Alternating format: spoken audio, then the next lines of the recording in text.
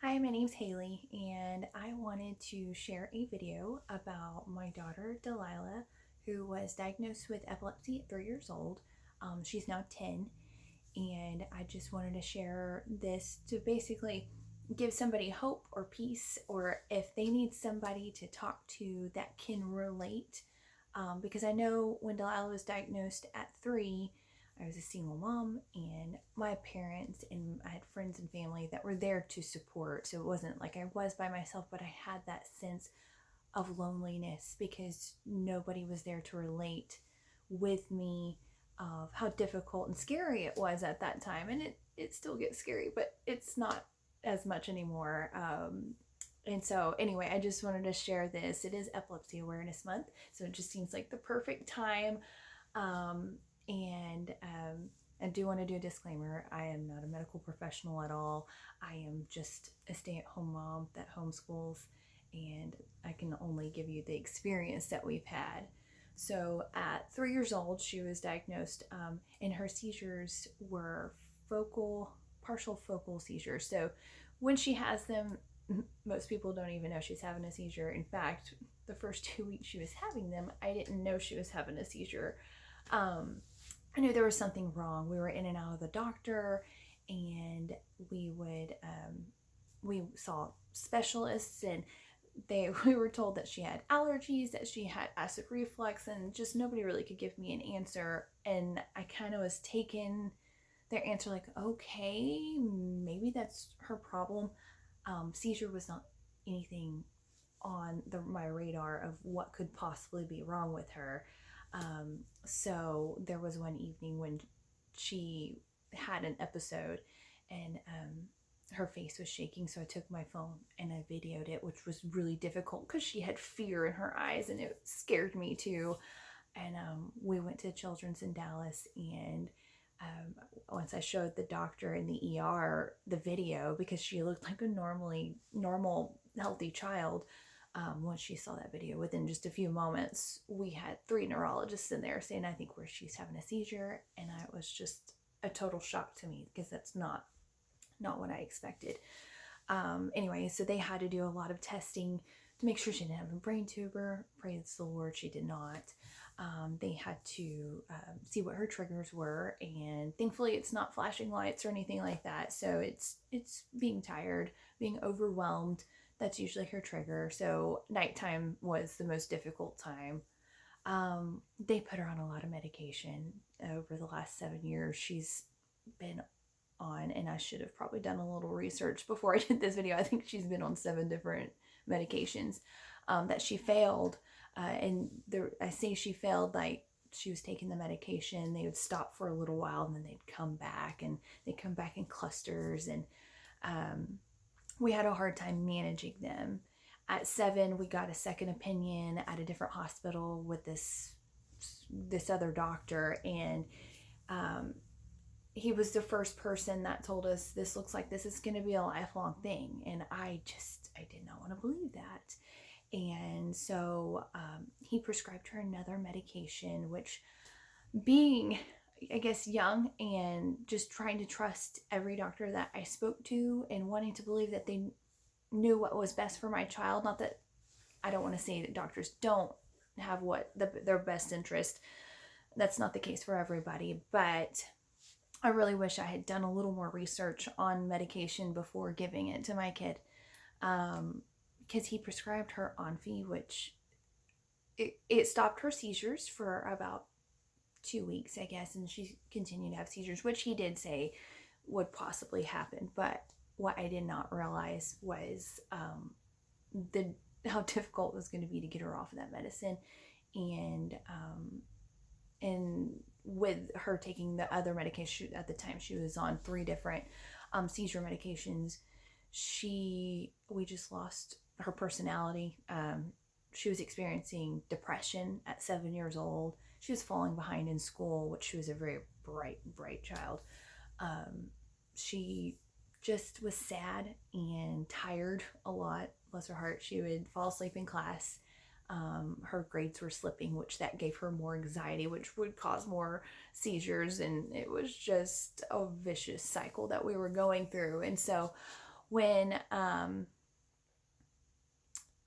the CBD oil came out, or they were talking about it coming out, and that was going to help with seizures.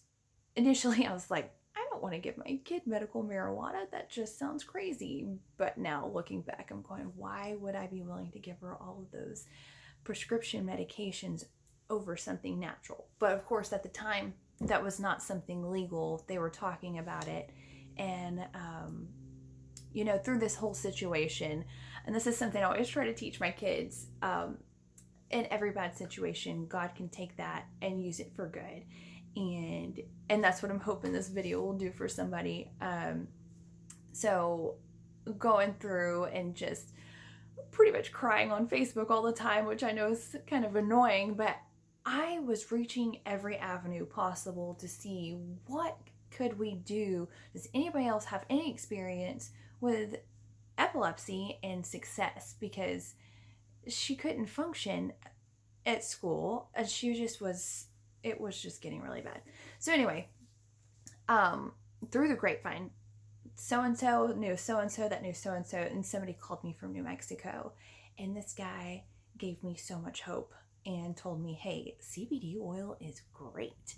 We have children that I deal with, because he worked for a dispensary. He said, we deal with some patients that come in that children with epilepsy that we're doing hundreds of seizures a day down to nothing. I mean, they don't have seizures anymore. They're just on CBD oil. And I'm going, that's a thing? What? And so initially when I had asked the doctor about it, it was a few months before it was legalized in Texas. I had asked her about it, and she shot it down. Like, no, that's not possible. That's not going to work. We need to do surgery, brain surgery on your kid. And I thought, no, and it could have worked, and it could have helped.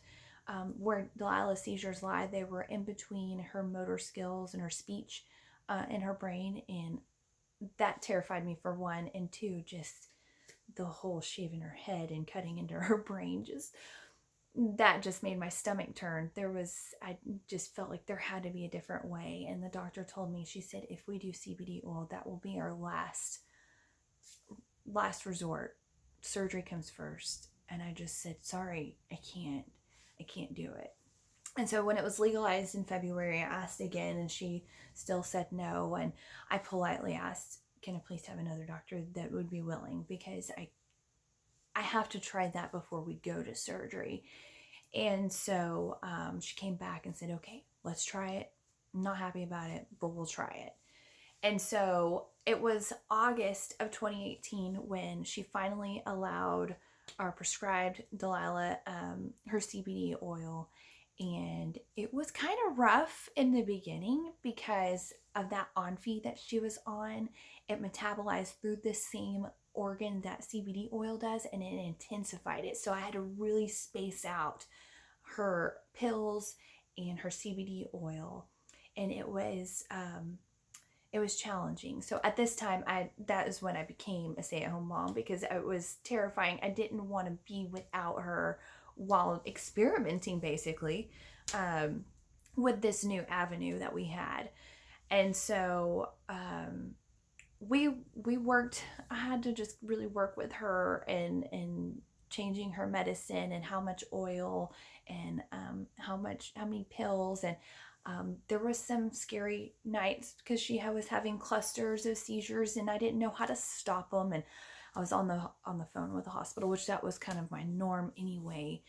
Constantly on the phone with them, like, what's our next step? Do I need to come in, or whatever? And so anyway, once after a few weeks, I noticed she was having less and less. And then we started weaning her off the on-feed, which was tough because she went through withdrawals. It was really hard seeing my 9-year-old. She was going through all these withdrawals, and I questioned, like, oh my goodness, am I doing the right thing? But I did get online, and there were some forums that I went to, and some people that were like, be persistent and with the oil and wean off slow, and you're gonna see seizures, and it's tough for right now, but in the long run, it's so worth it. And I'm glad that I listened to that, because once we got to that point of taking her off the medicine, I got my kid back. And so she still is on 2 medications, and she does take CBD oil 3 times a day. So she takes 3 tiny doses a day, and it is prescription through the state of Texas. So I wouldn't go and get stuff off the shelf at any drugstore or something to use, especially when it comes to your child, because I think in Texas, legally, you're not supposed to give a child under 18 any sort of CBD or hemp products without a prescription, and a prescription is through we have to have 2 different neurologists that write off on it. There's only a select few ailments in Texas that are allowed to get that prescription. Hopefully that expands soon. So we do get her oil through Compassionate Cultivation in Austin. I'm not affiliated with them. Delilah is just a patient that gets their oil, and they're amazing. They're so nice. They hand deliver.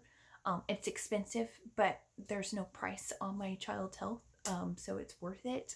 So worth it. But anyway, all this to say, CBD oil has super huge helped Delilah. She is, like I said, she's my child again. Her personality's here, and she's doing well in school, and she's social.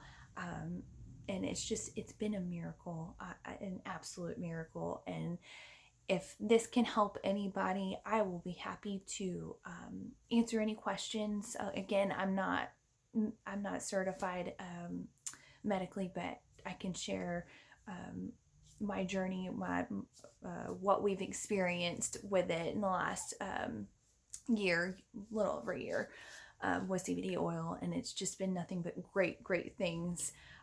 So hopefully this can help somebody, like I said, and I'll be happy to answer any questions. You can send me a private message. I have my email on my page on Facebook, Drop of Grace. Again, my name is Haley, and I'll be happy to help anybody. Thank you.